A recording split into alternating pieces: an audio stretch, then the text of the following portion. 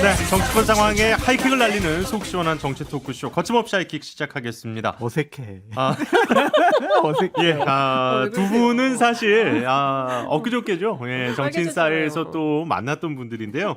장성철 공론센터 소장, 장윤선 정치전문기자 나와주셨습니다. 어서 오십시오. 안녕하세요. 네, 안녕하세요. 6회, 3회, 2회 거침없이 하이킥. 예, 이렇게 또 뵈니까 자리가 약간 살짝 바뀌었네요. 예, 주말하고는. 그러게요. 예, 이 좋습니다. 자리에 앉으셨었는데. 자, 지금 또 이 코너 유튜브로도 함께 하실 수 있습니다. 유튜브에서 뉴스하이킥 검색하셔서 들어오시면 댓글과 또 질문 남겨주시면요 저희가 골라서 전해드리겠습니다. 이게 어떻게 보면 이제 저희 이렇게 이야기를 한번 나눴던 주제긴 합니다만 또 하이킥 들으시는 분들 계시기 때문에 이야기를 나눠보도록 하겠습니다. 오늘 먼저 김만배 씨 관련해서 한겨레, 한국일보, 중앙일보, 채널A 이렇게 언론인 사이에 금전거래 사실이 드러나면서 파장이 좀 커지고 있습니다. 정진석 국민의힘 비대위원장은 한겨레는 지난 대선 때 윤석열 후보가 대장동 사건에 연결됐다는 의혹을 집중 보도를 했다. 김만배의 언론 매수 목적은 이재명 대통령 만들기 아니냐 뭐 이런 주장도 있었는데요. 이 논란 두 분 어떻게 보셨는지 좀 이야기를 들어보죠. 저는 2020년 6월 3일에 석진환 한겨레 기자가 쓴 칼럼을 좀 읽어드리면서 제 입장을 말씀드리고 싶어요. 석진환 기자 같은 경우에는 김만배 씨로부터 6억을 받았네, 9억을 받았네 지금 논란이 되고 있는 분인데 이제 빌렸다 이렇게 주장은 하고 있습니다. 네, 칼럼 제목이 누구도 양심을 장담할 수 없다라는 겁니다. 거기서 이런 글을 썼어요. 욕망과 감정은 거대한 빙산이며 인간의 이성은 그 위에 아주 조그맣게 떠있는 설미다. 이 허약한 이성이 평생 내 안의 동물을 다스리는 일이 삶이다. 삶이 끝날 때까지 조심하고 또 조심하는 수밖에 없다.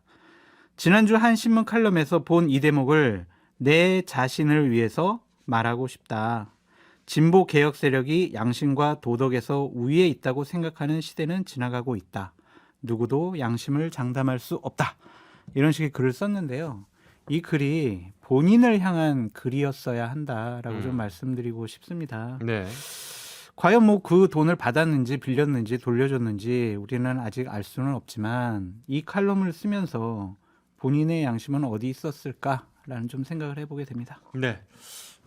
뭐 사실 이제 그러니까 지금 일단은 정진석 비대위원장이 아예 타겟을 좀 그쪽으로 많이 잡아 놓는 듯한 모양새가 됐습니다. 공격 포인트가 됐죠, 분명히. 한겨레 이제 취재 방향이라든지 이런 걸로 있는데 그거 보시는 입장에서 장 기자님은 어떠셨어요? 근데 이게 한겨레만의 문제는 아니다. 그러니까 지금 아시는 것처럼 전방위적이거든요. 한겨레, 한국일보, 채널A, 중앙일보 플러스 100에서 500만 원까지 골프 접대를 받았거나 용돈을 받았던 다수의 무리의 기자들. 거기에다가 뉴스타파 보도를 종합하면 판검사들까지. 그러니까 김만배의 로비는 굉장히 전방위적이었다. 정치권뿐만 아니라 언론계, 그다음에 법 쪽에, 그다음에 또 어느 쪽이 나올지 알 수 없는 이런 상황인 건데요.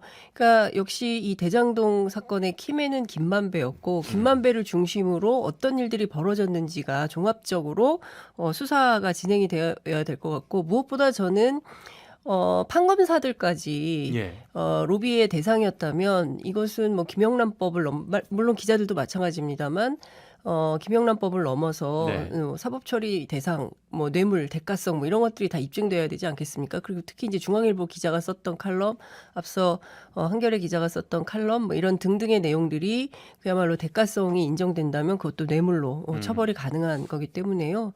뭐 매우 진중하게 봐야 된다. 다만 한겨레라는 언론이 가지고 있는 대한민국의 역사성이 있습니다. 87년 6월 항쟁 이후에 국민들이 10,000원, 20,000원 모아가지고 만든 국민 언론이거든요.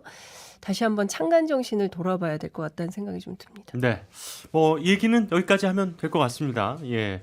자, 앞서서 이제 두 분과도 이야기를 좀 나눴습니다만은 이번에는 이제 두 번째 이야기로 여당의 당권 경쟁 이야기를 좀 해볼까 합니다.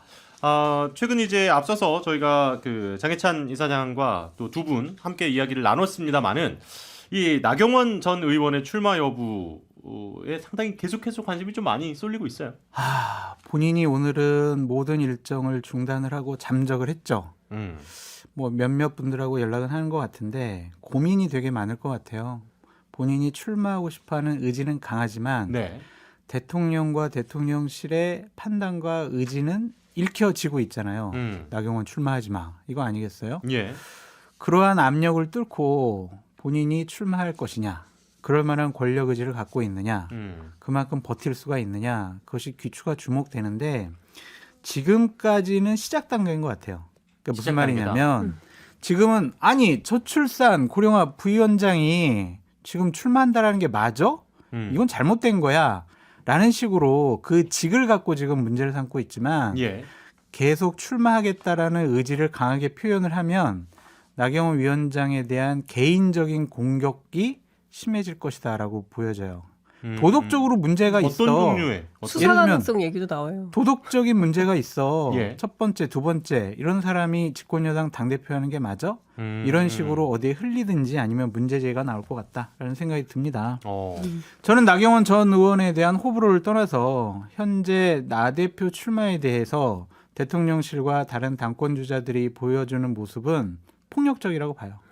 비상식적이고 비합리적이다라고 말씀드릴 수밖에 없고 이명박 대통령 때의 친이보다 예. 박근혜 정권 때의 친박보다 훨씬 더 그 강도와 방법이 심하고 치졸하고 뭐 하여튼 나쁘다라고 표현할 수밖에 없습니다. 민심이 싫으니까 유승민 제끼고 당심도 무시해가지고 나경원 나오지 말라고 그러고 그러면 윤석열 대통령의 마음만 전당대회 때 발현이 돼야 되는 거잖아요. 선거 왜 해요 그러면 그냥 지명하면 될 거 아니에요. 그게 깨끗하잖아요. 제 말이요. 저 이해가 되질 않아요. 그러니까 저는 지금 정당이 양쪽에서 나뉘어갖고 저한테 자꾸 의견을 물으시는데요. 저한테 그 제발 동의를 구하는 눈빛 저에게 보내지 마시고요.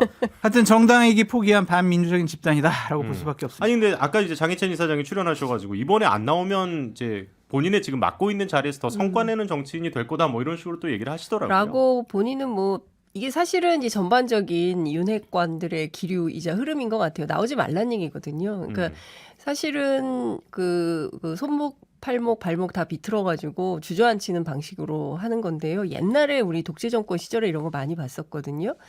근데 지금 이런 방식이 계속되니까 오늘 제가 뭐 여러 국회의원 그 국민의힘 관련자들 취재를 했는데 너무 비겁하다. 누가 비겁? 예? 누가 비겁? 아니 지금 그 윤핵관의 정치라는 게 그러니까 지금 장 소장님 말씀하신 그대로예요. 그러니까 다들 그 눈앞의 욕심 때문에 정말 중요한 가치를 놓치고 있는 거 아니냐. 그럼 공천 받아야 되니까. 네, 그럼에도 불구하고 저는 나경원 의원하고 같이 하는 거 아닙니다. 이런 네. 거를 강조를 하고 계십니다. 무슨 얘기냐면요.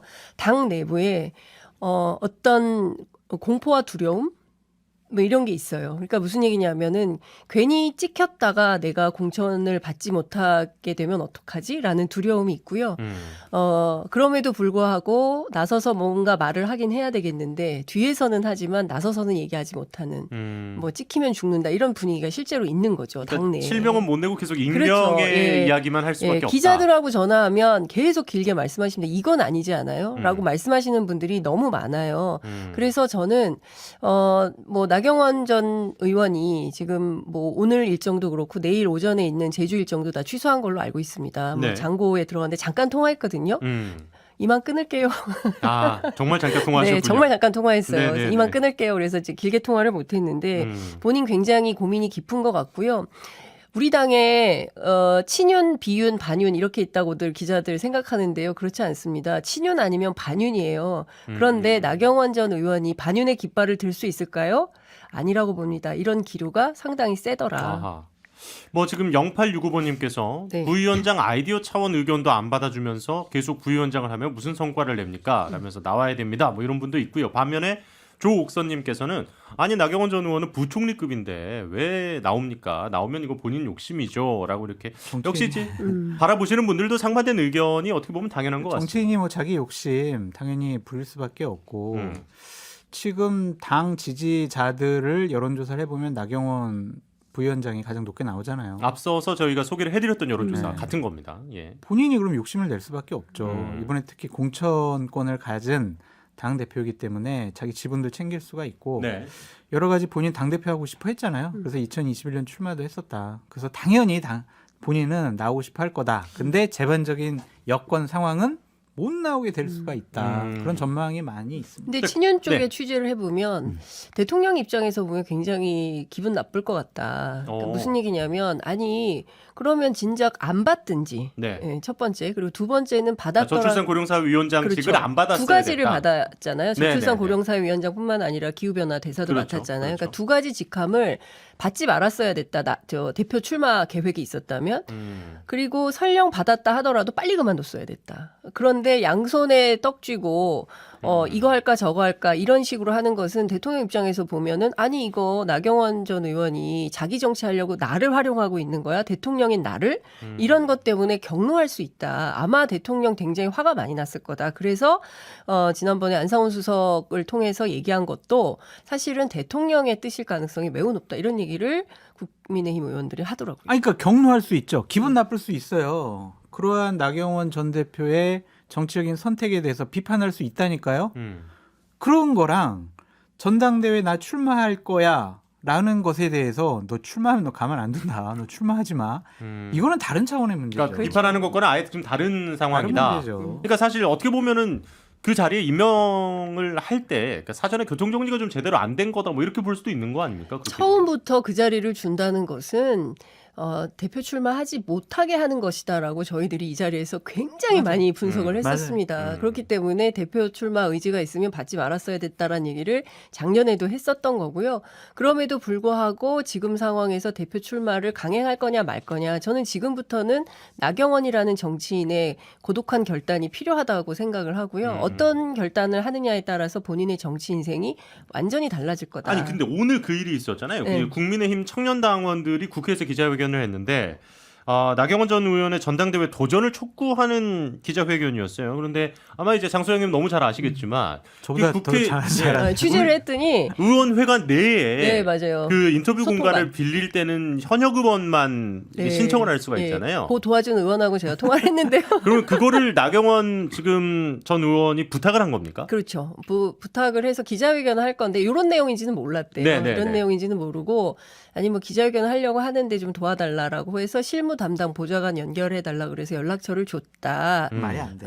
라고 얘기를 하고요. 말이 안 된다고요? 실제로 본인한테는 연락을 했었다 그래요. 그렇게 얘기를 하고 그런데 뭐 이제 청년당원 뭐 100명이 나와서 기자회견을 한다. 청년 관련된 거긴 하지만 지난번에도 청년들 뭐 저출산 문제와 관련해서 기자회견이 있었다 그래요. 그래서 최근 근래에 따지면 2번 정도 되는 건데 뭐 그런 내용인 줄 알았는데 아니어서 자기가 좀 놀랐다라고 이제 주장을 했어요. 저한테는. 이름 밝히기는 좀 네. 그러시죠. 왜냐하면 지금까지는 다 네. 비실명 보도를 하고 있어서 그래요, 알겠습니다. 예. 결과론적으로 근데 왜 말이 안 된다고 실명을 얘기하세요? 장 소장님이 얘기를 하세요. 싫어요. 왜? 결과론적인 비겁한 변명이다라고 볼 수밖에 없어요. 그러니까 지금 뭐 그 이 의원의 지금 실명이 나온 기사가 지금 나오긴 했다고 네. 하네요. 예. 그러니까 그거를 나경원 위원장이 그 의원에게 최모 의원에게 네. 그냥 나를 지지하는 청년 당원들이 그냥 나 출마라는 뭐 여러 가지 기자회견 하려고 그래라고 얘기를 안 했더라도 네. 보좌관한테는 얘기했을 거란 말이에요. 왜냐면은 우리가 신청을 할 때 자 이러이러한 내용으로 기자회견을 누가 몇 시에 합니다. 그러니까 이거 허락해 주세요라고 국회 사무처에다 얘기를 한단 말이에요. 네네. 그럼 그 보좌관이 의원한테 보고를 안 했겠어요? 보고를 안 하는 건 말이 안 되잖아요. 역시 보좌관 출신답습니다. 너무 정확하시네요. 그러니까 이게 소통을 맞죠? 빌릴 때 네. 이제 현역 의원이 빌려야 되니까 지금 그 그렇죠. 과정에서 네. 무조건 이제 어떤 네. 내용인지의 대략적인 부분은 보고가 들어갔을 것이다. 그럼 당연하죠. 그러니까 그래요. 그거는 좀 면피하려고 그런 거 아니냐. 근데 그러니까 뭐냐면 이 정도인 거예요. 당 분위기가. 네. 그러니까 일종의 선긋기 같은 것들이 다양한 방법으로 물론 친하고 친밀한 정도는 강조를 하지만 네. 지금 국민의힘 내부가 얼마나 살벌한지를 보여주는 한 단면이 아닌가 싶습니다. 그래서 나경원은 외톨이가 될 가능성이 높다라고 말씀을 그런 드리고 얘기도 많이 합니다. 네. 우리가 일요일 날 정치 인사에서 다 뭐 얘기를 했지만 예. 2021년 당대표 선거 나갈 때 나경원 전 의원을 도와줬던 그 핵심적인 전 현직 의원들이 다 빠졌어요 지금. 지금 그래서 연락도 안 되고 그냥 한 분은 뭐 외국으로 지금 가버렸고. 네. 김희종. 그래서 실무적으로 좀 도와줄 분들도 없는 것 같아요. 근데 지금 이렇게 되면은 뭐 해촉을 고려하고 있다 뭐 이런 얘기까지 지금 나오고 있지 않습니까? 대통령실에서 나오고. 네, 그렇게 되면은 조금 더 만약에 이 기간이 길어지거나 출마를 본격적으로 만약에 선언을 해버리면 아니면 선언하기 직전까지 좀 압력이 좀 더 강해질 거라고 보시는 거네요. 그러니까 여기서 앞서 이제 장해찬 이사장 얘기한 대로 그냥 뭐 남는다면 뭐 그냥 유야무야 되겠죠. 그런데 만약에 나경원 전 의원이 출마를 강행한다거나 뭐 이러면 더 센 폭풍이 올 수도 있겠다. 근데 그것을 이겨낼 만한 강단이 권력이지. 있냐, 그런 정치인은 아니지 않냐라는 얘기를 당 내에서 진단하고 있는 거죠. 뭐 어떤 좀 구체적으로 얘기를 해주신 뭐 별 얘기가 굉장히 많이 나와요. 그러니까 네. 뭐 그런 얘기도 해요. 그러니까 뭐 제가 출마하려고 하는데 도와주세요라고 이제 지역위원회 사무실 가서 똑똑 두드리는데 네. 문장국 안에서 안 열어주는 사태가 벌어질 수도 있고. 그건 어. 그러니까 기본이고. 일종의 왕따, 그러니까 당 안에서 완전히 따가 되는 거예요. 그래서 그건 기본. 누구랑 뭘 협력할 수 없는 상황이 될 거다. 그러니까 기본적으로 정치하기가 굉장히 어려워진다. 아니 아까 그리고 뭐 앞서 수사 얘기까지 뭐 잠깐 인신공격 언급을 그리고 하셔서. 이제 개인적인 수사와 관련된 뭐 지금 수사 선상에 오른 것도 있다는 거 아니에요? 그 지난번에 뭡니까 그 원내대표 시절에 있었던 예. 국회 선진화법 관련된 그 내용도 있고 뭐 그 다양한 패스트트랙 내용들이 재판 얘기하시는 그렇죠. 거죠? 예, 다양한 개인적인 얘기들이 또 나오고 여러 가지 공격이 가해질 것 같아요.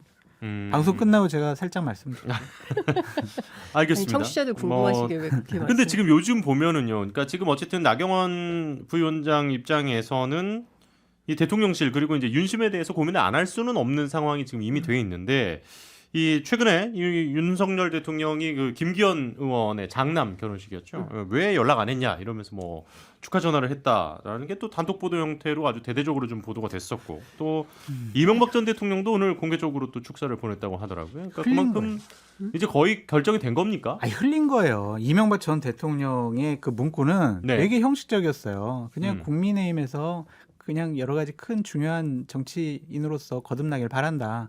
이제 그런 원론적인 거였고 윤석열 대통령이 김기현 의원에게 전화한 것은 당연히 김기현 의원 쪽에서 흘렸겠죠. 네. 봐봐, 윤석열 대통령이 나를 이뻐하잖아. 나를 마음속에 두고 있잖아. 전화까지 주셨어. 이것은 윤심이 나에게 있다라는 반증으로 본인들이 얘기한 것이 아닌가. 그렇게 저는 생각해 봅니다. 근데 이게 진짜 사실은 부끄러운 거거든요. 예. 그러니까 전당대회를 앞두고 있는 선거판에서 당대표 출마한다는 분들이 대통령하고 친한 것만 강조하고 있지 실질적으로 대한민국의 뭐 예컨대 보수정당의 개혁을 위해서 대한민국의 발전을 위해서 아무런 메시지가 나오고 있지 않습니까? 근데 이런 방식으로 계속 선거를 끌고 가고 결국엔 찬반 투표 비슷하게 뭐 체육관 선거를 한다는 얘기까지 나오는 이런 마당으로 끌고 가는 것이 과연 온당하냐. 저는 지금 국민의힘 내부에 침묵하는 다수가 상당히 있거든요. 예. 지난번에 원내대표 선거했을 때도 그 42표를 찍은 이용호의 반란 뭐 이런 것들이 있지 않았습니까? 지금 겉으로 말씀은 안 하지만 속으로 이건 아니다라고 생각하고 있는 침묵하는 다수가 어떤 판단을 할지 지금 모릅니다. 그러면 이제 다른 분들 얘기도 좀 해보도록 하죠. 예, 뭐 지금 이제 안철수 의원은 김장김치면 3월이면 쉰다. 이게 이제 김장현대가 장재원 의원과 김기현 의원의 이제 이야기고요. 3월이면 쉰다. 뭐 그러면서 당권 도전에 나섰습니다. 안철수 의원 어느 정도 좀 두각을 나타낼 거라고 예상을 하시는지요? 크게 좀 변수가 있어요. 유승민 의원이 출마할 거냐, 나경원 전 대표가 출마할 거냐. 같이 이야기하시죠 그러면. 그것에 예, 묶어서. 따라서 만약 김기현, 안철수 이렇게 양자 대결로 가면은 어떻게 될지는 모르죠. 왜냐하면 유승민 전 의원과 나경원 전 의원을 지지하는 표가 예. 김기현 의원에게는 안 갈 것 같아요. 투표를 안 하든가 반대편이 안철수 의원에게 갈 것 같다. 그렇다면은 선거를 알 수 없다라고 생각되어지는데 그러니까 결선을 가면 또 이런 변수들이 발생할 수 있겠군요. 아니 근데 나경원, 유승민 전 의원이 안 나오면은요 네네. 그냥 그 자체가 결선이 될 것 같아요. 그래요. 왜냐하면 윤상현 의원 같은 경우는 되게 미미하게 좀 나오고 있고 강신업 변호사가 또 의미 있는 득표수를 좀 기록을 할까 그것도 좀 의문인데 저는 기본적으로 김기현 의원 쪽에서는 안철수 의원 나오면은 우리는 땡큐라고 생각을 갖고 있더라고요. 그래요? 방금 전에 앵커께서 말씀하셨던 것처럼 그냥 뭐 나경원 의원 나오더라도 안철수 의원과 우리가 양자 대결로 가서 결선 가면은 우리가 무조건 이겨. 그러니까 형식적으로라도 안철수 의원은 나와도 돼라고 생각을 하고 있어요. 그러기 때문에 대통령과 대통령실과 윤핵관들이 안철수 나오지 마. 이런 압박은 안 가잖아요. 그냥 예. 그냥 뭐 하고 싶은 대로 해봐. 이거는 만만하다. 그러니까 뭐 우리는 뭐 안철수 의원 정도는 꺾을 수 있다. 그렇게 생각하는 것 같습니다. 안철수 의원 캠프에서는 그렇게 생각 안 해요. 어부지리로 우리가 될 수도 있다라고 생각을 합니다. 그러니까 지금 이제 친윤계하고 다르게 비운의 깃발을 들 수도 있고, 물론 이제 본인 스스로 나는 친윤이고 그 다음에 난데없이 뭐 법조계 출신 대통령과 과학기술자 출신의 당 대표가 만나서 미중 권력 갈등 시대에 뭔가 새로운 분위기를 만들어보자, 좀 맥락에 안 맞는 얘기를 출사표에 쓰시긴 하셨던데, 어찌됐든 안철수 캠프에서는 이번 선거 상당히 해볼만하다고 판단하고 있고요. 예. 이 표가 분산되면 자기들이 반드시 이길 수 있다라는 생각을 하고 있습니다. 항상 해볼만 하다고 그래요. 자, 알겠습니다. 그렇죠. 일단 도전하는 입장에서야 뭐 그럼요. 당연히 예. 긍정적인 부분을 많이 보는 건 당연한 것 같은데, 민주당 얘기도 좀 하겠습니다. 이재명 민주당 대표가 성남FC 후원금 관련 의혹으로 이제 내일입니다. 네. 예, 내일 검찰 조사를 받을 예정입니다. 포토라인에도 설 거고 또 민주당 지도부가 동행을 할 거라고 하는데, 당내에서 이제 계속해서 이제 좀 분리대응론 네. 이 있지 않았습니까? 민주당 내에서는 이재명 대표의 개인적인 일과 자꾸 당으로 엮여 들어가는 것에 대한 좀 부담을 느끼고 있다. 뭐 이렇게 보시는 분들도 있었는데, 조금 사라진 겁니까? 아니요, 그거는 처음부터 시종일관 계속됐던 건데, 네. 최근에 이제 정성호 의원이 그 얘기를 해서 오히려 이슈가 더 커진 이런 측면이 있는데요. 정성호 의원하고 제가 통화를 했더니 그 맥락은 이런 거였어요. 그러니까 이재명 대표의 이제 그 소위 사법 리스크 대응하는 거, 이거 굉장히 중요하고 필요하다. 네. 근데 중요한 건 당은 당대로 일을 좀 해야 되는 거 아니냐. 그러니까 민생 현안도 많고, 그다음에 12구 참사와 관련된 국정조사도 그렇고, 무인기도 그렇고, 현안 대응해야 될 것들이 굉장히 많은데 그 내용이 제대로 마킹이 좀 안 되고 있다. 이런 거에 대한 문제점이고요. 그리고 이재명 대표가 그와 관련해서 좀 더 강도 높은 메시지를 내야 된다.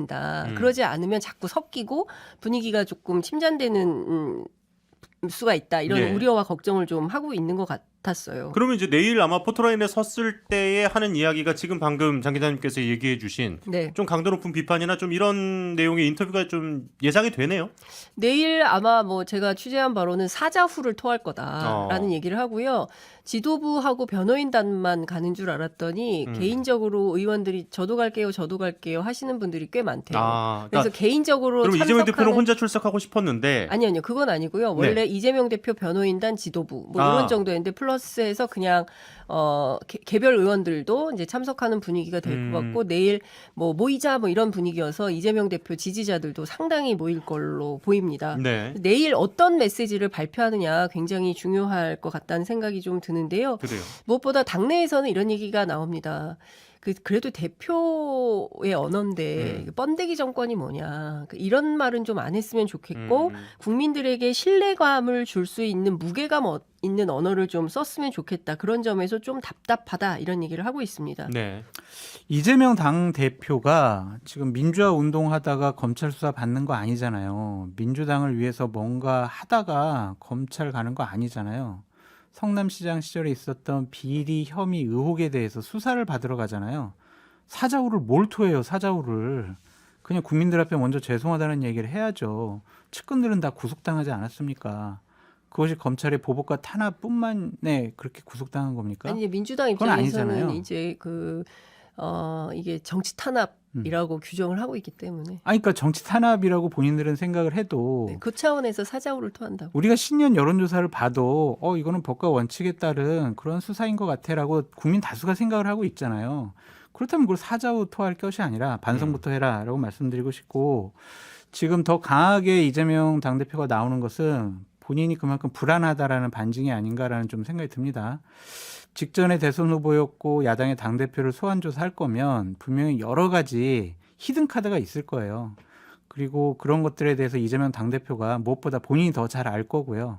그러한 검찰의 정황적인 증거, 뭐 어떤 증언, 진술, 뭐 공문상의 증거, 이런 것들에 대해서 이재명 당대표는 어쨌든 수사에 대한 두려움을 느낄 수밖에 없을 것 같다라는 생각이 듭니다. 저희가 한 1분 정도 지금 시간이 있는데 이 얘기까지만 해보죠. 향후 전망과 관련된 이야기인데, 이렇게 되면은 여야의 충돌 내지는 대립이 좀 더 극심해질 수밖에 없지 않겠느냐, 이런 시각에 대해서는 어떻게 보십니까? 제가 보기에는 이 분위기는 계속 갈 것 같아요. 예, 왜냐하면 우선 윤석열 대통령과 윤석열 정부에서 이재명 대표나 민주당을 바라보는 시선이 협치의 대상이 아니라 사법 처리 대상, 혹은 뭐 이런 식인 거죠. 그러니까 같이 앉아서 뭔가 그 국정을 논의하는 그런 예. 파트너로 생각을 안 하기 때문에 이 분위기는 계속 간다. 음. 그래서 상당히 엿가락 늘어지듯이 계속 갈 거다라는 우울한 전망도 민주당 안에서는 하고 있습니다. 그래요. 강대강 대치 계속 될 거고요. 하여튼 서로 폭주 기관차처럼 부딪힐 것 같다는 좀 생각이 듭니다. 그리고 이제는